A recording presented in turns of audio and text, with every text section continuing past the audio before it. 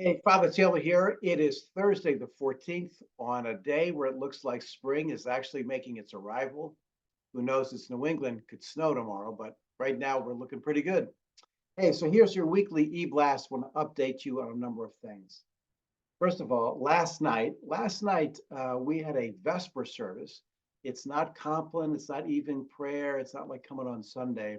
I would say the service lasted 40 minutes. I'm telling you, it was a time. And it's very kind of peaceful and quiet. There's some prayers. There's maybe a song that we all sing together, but it's a very kind of quiet, contemplative service. Lots of candles. It was very well done. I got to go. I enjoyed it because I didn't have to lead it. I could just be there. It was very powerful service. 40 minutes. We started at 6. We're out by not really much after 6:30.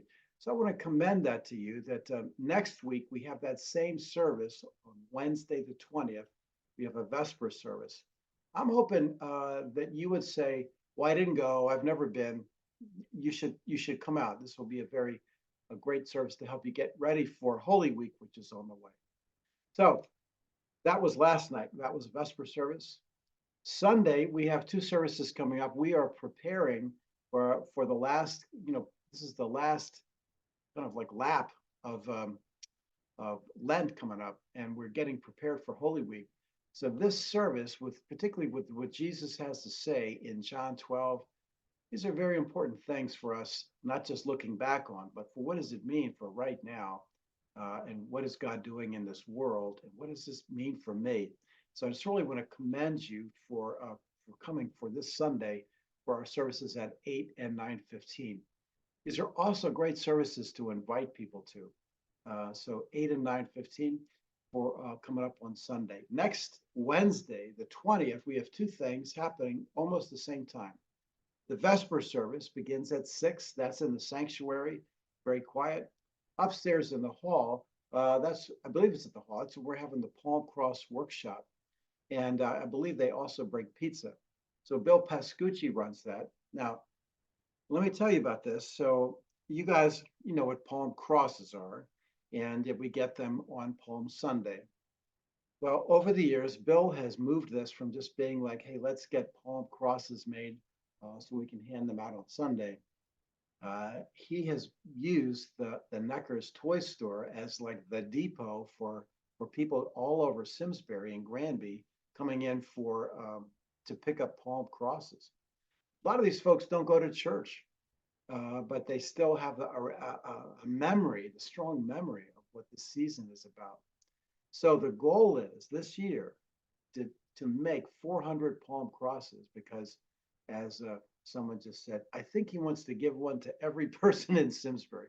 So, but what a powerful witness, to be able to make palm crosses and give them away. You can take them home yourself and give them away to friends. So Wednesday the 20th in the sanctuary, Vespers, at the same time, palm crosses.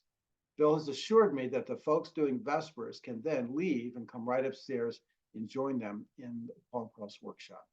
So that's a very powerful thing. If you're a grandparent and you may have grandkids that they don't go to church, so great. So you come as a grandparent, you come to the Palm Cross workshop and you make some palm crosses for your grandkids.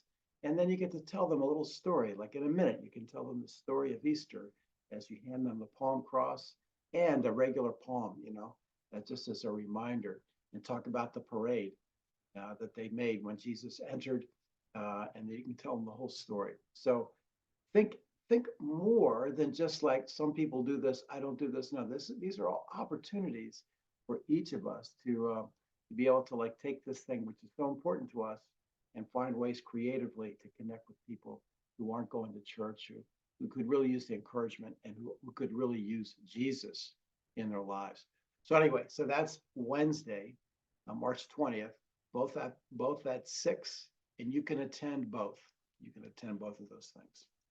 Also, a reminder among all the other things that we have coming up is that our Easter egg hunt, which is the 30th, that's the Saturday before Easter, it's a pretty big deal.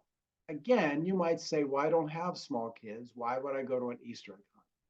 because it's your church. It's your church, and your church is hosting people from all over the community. People come from literally, they come from all over to come to the Easter egg hunt. At the same time as the Easter egg hunt, that morning, the American Legion is going to be using our kitchen and making pancakes for folks. So this is a pretty big event, and this is ours. This is like in our house. This is like our barbecue. Other people are coming, but it's our thing. You can come and you can simply be a host. You can simply meet a family. You can simply pray for people you see. You can invite your friends who have kids and things like that. So again, don't look at Easter egg hunt as for just church members who have kids that age. No, no. Most of our kids that we come, the parking lot is covered if you haven't seen it. The parking lot and the grounds are covered with kids, and very few of them actually are from our church. So it's a great opportunity, kind of like a meet and greet. I'm sure there'll be coffee out there. The Easter egg hunt itself is over in about a half an hour. It is like an event where if you blink, it's over. But it's a great event. Moms and dads are happy. They're all drinking coffee and they're being able to be host. And they say stuff like, "Hey, thanks for hosting this.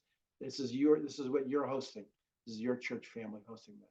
So that's keep an eye out for that. That's the Saturday before Easter. Now, Holy Week is also coming. And again, talk about if you would like, well, really wish I could have some kind of like revival of my soul. I really wish I could feel closer to Jesus. I tell you what, do the big three. Big three, Palm Sunday sort of in it, but it's Maundy, Thursday, Good Friday, and our what we call the Service of Light. Service of Light is a much shorter version of the vigil, which is intentionally very long. This is a relatively short service, but it prepares you for Easter. Those are the big three as we get ready for Easter. If you came to our event on Thursday, Friday, and Saturday, it seems like a lot, but I'm telling you, it transforms like your thinking patterns. It really kind of gets a hold of your heart. So I just really want to commend those services to you. They're all coming up.